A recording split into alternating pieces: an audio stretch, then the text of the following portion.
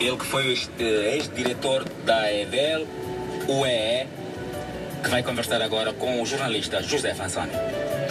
É nosso convidado para esta série de reportagens hoje, o doutor Simão Paulo, a quem vai o nosso bom dia. Muito bom dia, José Fansoni. Torno extensiva a sua equipa, os comentaristas residentes, o Sr. Fernando Reis e o engenheiro Amor Belo e Sanjo. E torno também extensiva esta saudação ao auditório do programa Nossa Energia. Para já, gostaríamos de ter inicialmente os dados de identificação do senhor. Eu sou o Simão Paulo. Nascido onde? Olha, eu sou malangino. Nasci em Malange, aos 18 de março de 56. Não cresci em Malange, como era de esperar. Cresci em Luanda, fruto de uma circunstância também esta muito pouco menos boa. Portanto, a minha mãe foi obrigada, na altura, por ocasião das escaramuças de 1961. O meu pai, nessa altura, morre pelos colonos, e a minha mãe está obrigada a fugir da região onde nasci para se estabelecer em Luanda, uma velha camponesa que abandona todas as suas origens e vem para enfrentar um desafio muito desconhecido em Luanda.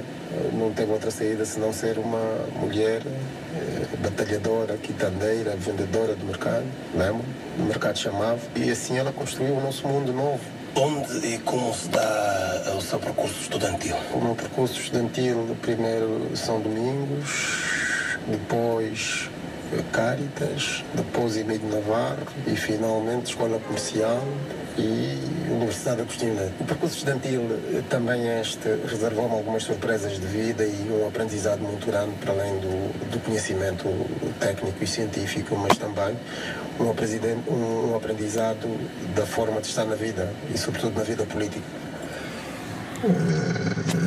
Portanto, desde logo começo a minha carreira política no movimento estudantil, em 74. Fiz parte daqueles grupos jovens que conseguiram catalisar e mobilizar à volta da causa angolana os estudantes na época, isto na Escola Comercial Vicente Ferreira. Nessa altura conseguimos criar uma organização como resultado do movimento estudantil da época,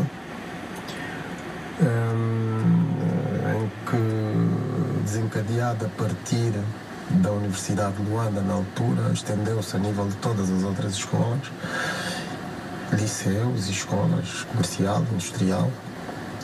Isto veio culminar com desencadeado um movimento estudantil que teve eco não só no país, mas a nível internacional, tendo desencadeado na nossa luta uma greve que levou à paralisação das aulas contra a política de educação do então ministro do Governo de Transição, por sinal da UNITA. As gerações novas que queiram saber quem era o titular na altura. O ministro da Educação na altura era o falecido Jerônimo Anga, da UNITA. Esta foi uma luta que contagiou a juventude na época e forjou muitos jovens que depois foram para os centros de instrução revolucionária na altura do movimento. Alguns foram engrossar as empresas que tinham sido abandonadas pelos colonos e, sobretudo, também desenvolvemos na época algumas ações muito interessantes no domínio da filantropia, porque esta greve paralisou quase que podemos hoje dizer que naquela altura o Ministro da Educação não governou.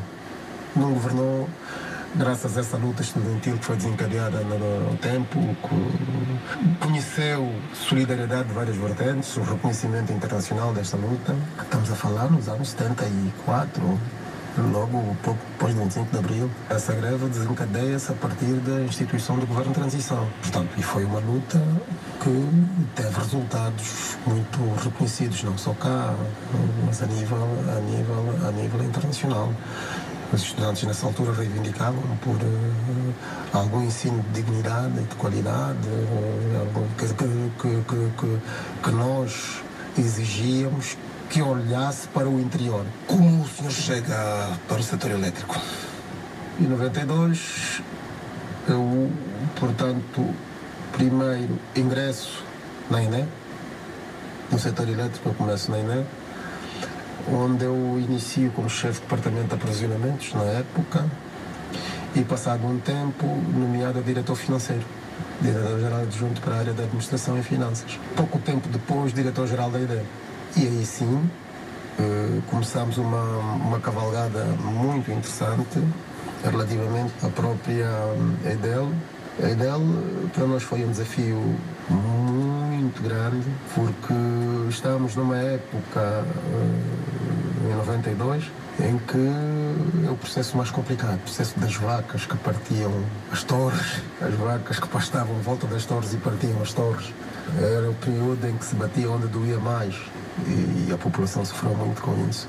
É o tempo da guerra. É o tempo da guerra que nós vivemos de uma maneira muito intensa, de modo a que conseguíssemos atenuar o sofrimento do nosso povo. O senhor chega à EDEL numa altura em que, quer dizer, a tarifa de energia elétrica, a conta de luz, se calhar era quase o valor do pagamento de um táxi. É verdade, ainda tínhamos este problema porque nós vivíamos ainda dos subsídios do tempo colonial. Tínhamos criado pouco. E é exatamente neste período que se começa a fazer uma grande inflexão aos valores e aos critérios de gestão das empresas do setor elétrico. Fruto de um muito jovem que na época arregaçou as mangas e nesta frente assumiu que era preciso assegurar e não perdermos os valores de como se faz em todo o mundo, quer a produção, o transporte e a distribuição. Foi fácil? Não, não foi fácil. Não foi fácil porque essas ideias tinham que se adaptar à nossa condição da guerra, porque a prioridade era a guerra. Entretanto, a eletricidade também era vital e era um esforço gigantesco que o governo tinha que fazer entre a distribuição do mesmo dinheiro que era pouco para a guerra e para garantir os fundamentos, digamos assim, de uma vida social digna para a nossa população, onde a energia tem um papel extraordinário. Em termos de instalações, em termos de infraestruturas elétricas, o que é que o senhor encontrou no ato em que foi chamada a gerir a extinta EDEL? Nós, na época, tínhamos duas subestações, a da Cuca e a da Maianga, cerca de 8 postos de seccionamento, que eram, os postos de seccionamento eram os pontos de concentração das cargas para fazer a distribuição melhorada. E finalmente, no meu tempo, conseguimos fazer a primeira grande reabilitação da parte mais importante da rede, numa parte importante da cidade. Conseguimos fazer uma subestação onde era um posto de seccionamento número 1, ali na Mutamba. Eu lembro-me que a nossa exigência na altura, o empreiteiro, era Mutamba, um centro emblemático, pormos uma subestação ali aos olhos de toda a gente, retirávamos ali tudo que havia de nobreza de Mutamba. Então foi preciso adequar aquela subestação a todas as fachadas que estavam ali, a arquitetura toda que estava ali, de modo a que aquela instalação passasse despercebida. Eu hoje fico feliz porque nós conseguimos isso com alguma taxa de sucesso. Há muita gente que pode estar a passar na Maianga que não sabe, que está a passar pela Mutamba, que não sabe que tem ali uma instalação industrial muito importante para a vida do centro da cidade. Mesmo ligadinho ao governo da província de Luanda? Mesmo ligadinho ao governo da província de Luanda. Tivemos ali aquele trabalho de estudo que foi feito ali, de paisagismo e de integração, não é? Foi tudo discutido ao milímetro naquela época, não é? Porque esse testemunho tinha que ser bem passado. Não podíamos agredir Mutamba. Não podíamos agredir Mutamba. Pelo simbolismo e o significado histórico para muitos luandenses, era preciso preservar aquele ambiente todo que ali estava. E conseguimos, felizmente. Hoje, Mutamba tem uma subestação que ninguém sabe, Quem passa ali é muito difícil perceber que tem ali uma subestação, tem uma instalação que está bem integrada no centro do coração e no coração da nossa cidade. E dá-nos a maior alegria saber que essa instalação ali está e a prestar o seu serviço de uma maneira que toda a gente é eficiente. As nossas taxas de eletrificação são muito baixas, a nível mesmo no campo, e vejo o esforço que ainda resta fazer. Mas aquilo que está feito hoje é digno de realce. É digno de realce. Às vezes nós não sabemos valorizar o que temos. Os nossos objetivos políticos imediatos, sobretudo refiro-me de uma determinada oposição, leva ao não reconhecimento dos sucessos do país, o que é mau. Portanto, acho que a oposição tem que ser positiva e não negativa. Portanto, uma oposição positiva reconhece o que está feito e assume o desafio de fazer melhor. Aquela época foi a época do sacrifício, a época do impensável. Nós fazíamos coisas para tranquilizarmos a população e para darmos o maior conforto à população. Eu devo dar alguns episódios em que isto às vezes eu conto no meio familiar e no meio dos meus amigos. Nós já corremos com a energia atrás da São Silvestre, veja tu.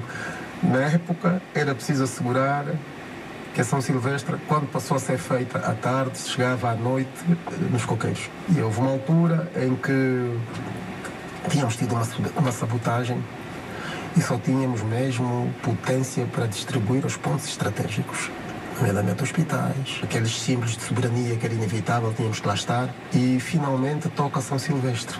A prova começava aí às 16, 15 e chegava mais ou menos para o fim da tarde já. E chegava à noitinha. Então o que é que nós tivemos que fazer? Nós tínhamos os atletas mais rápidos que chegavam à noitinha lá. E os atletas mais atrasados que passavam também já à noitinha em determinados sítios.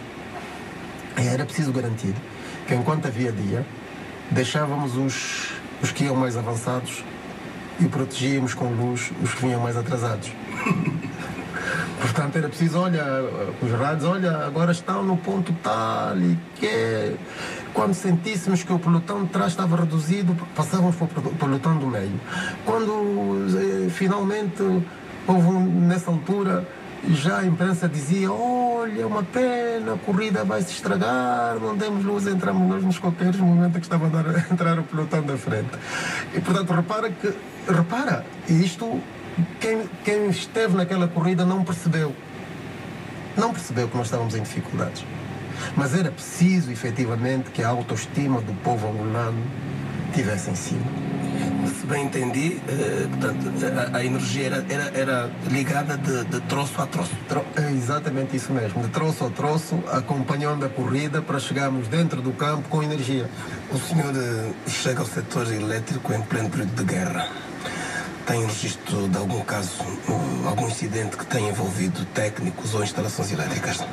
Olha, na verdade tivemos, não por consequência direta da guerra, porque nós estávamos aqui, as nossas dificuldades eram outras.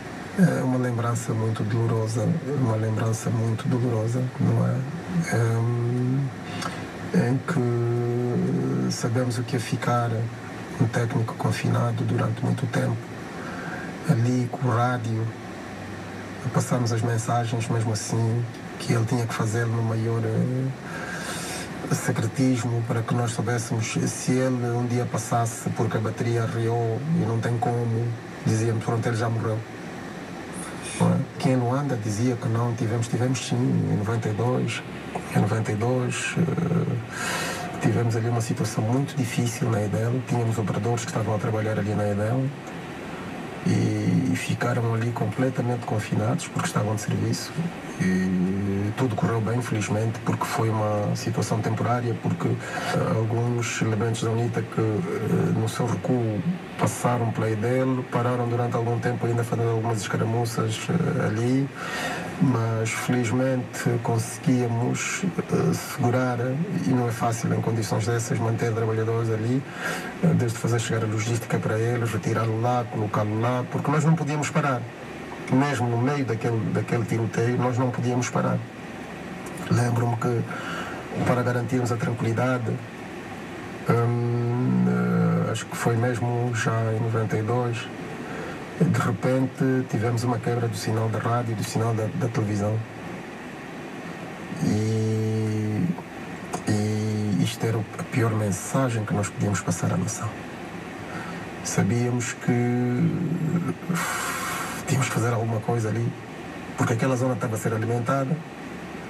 Porque é que aquilo aconteceu? Porque a rádio, televisão, água, hospitais entravam dentro de uma linha de estratégia prioritária. E basta estar a acontecer alguma coisa, tínhamos linhas que nos comunicavam e nós tínhamos que fazer tudo. Aquela zona tinha ficado fora. Mas tudo estava bem, tínhamos que perceber como. Eu tive que sair para ir até ao São Paulo, apanhar o Reis, Fernando Reis, que aí está, levar o Fernando Reis comigo até a zona da rádio para vermos o que é que se tinha passado. Lamentavelmente, até isto corria contra nós. Era um gato que se enfiou nos barramentos, queimou o barramento que alimentava a televisão e a rádio. No seu vasto currículo consta o de governador de Luanda. Da minha vida também, não é? Pronto, com muitas alegrias, e eu prefiro muitas vezes ser positivo, não é? Nós tivemos aí alguns desafios muito interessantes e o que eu destaco neste processo ainda vice-governador foi o do Zango. O processo do Zango, eu, pela parte do governo da província, era um projeto gerido superiormente e acabei ficando pelo governo da província à frente deste projeto. Este projeto gerou a maior controvérsia na época e por isso é que quando digo que não há manifestações políticas assim, não há debate político de qualidade. Não existe debate político, existe linguagem barata, falamos aqui, ali, sabemos ver o jornal, falar mal disso, ofender esse, ofender aquilo, mas ninguém sabe fazer debate político e eu percebo perfeitamente. E na altura, essas mesmas correntes políticas também movimentaram-se e tivemos aqui, de facto, momentos de grande tensão para nós fazermos o Zango. Estava provado que Boa Vista não era a solução para o nosso povo. Cada vez que chovesse morria gente. Nós estávamos ali numa situação de catástrofe, de emergência permanente. E cada vez que morresse alguém, as pessoas quase que se conformavam. E superiormente, a Sua Excelência o Presidente, dessa altura, toma a decisão de que era preciso corrigirmos aquela situação que estava deplorável. À volta de quê? No sentido de valorizarmos o bem-vida. Era importante. A vida estava ali em causa. Era preciso tirar as pessoas dali. E eu fui usando muitas vezes isso.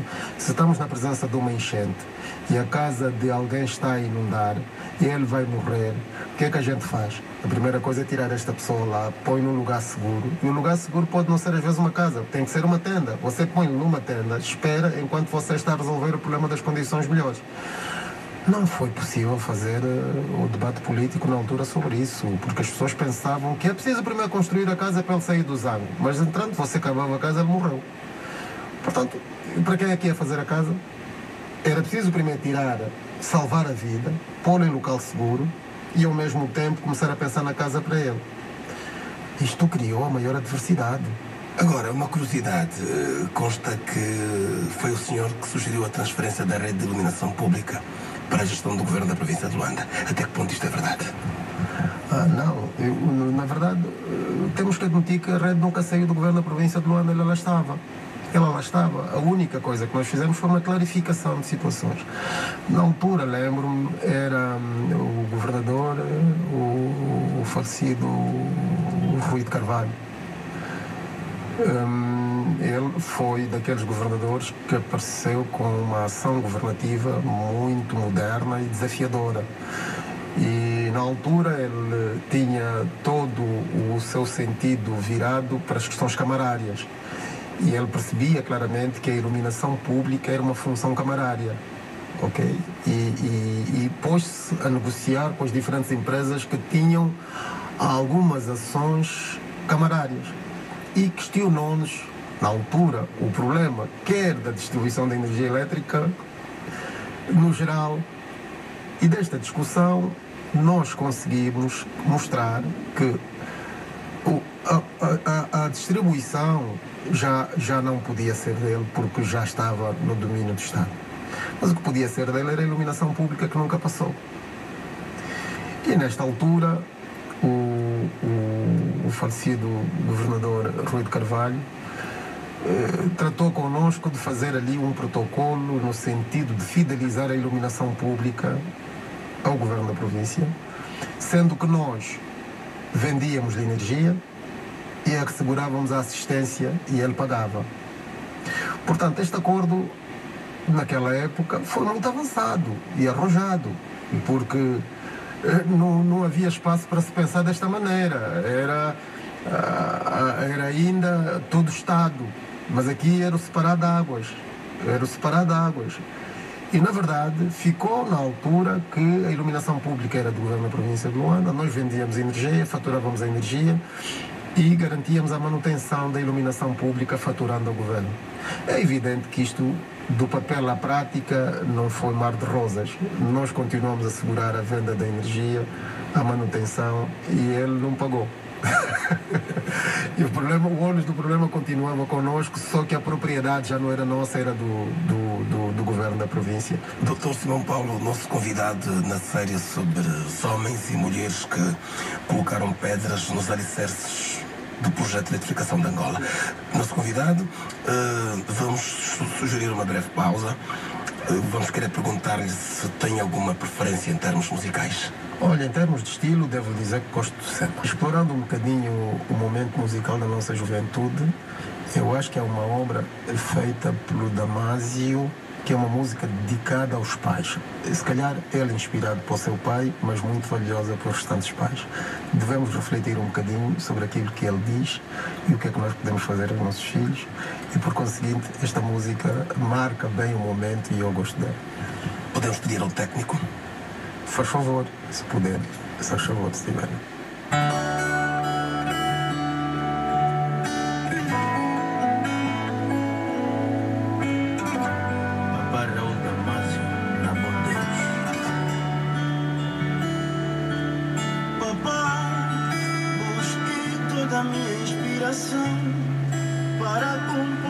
E com esta música, estrela do meu coração, meu Deus na terra, contigo de pequeno conheci o amor que debruxava de ti para mim sendo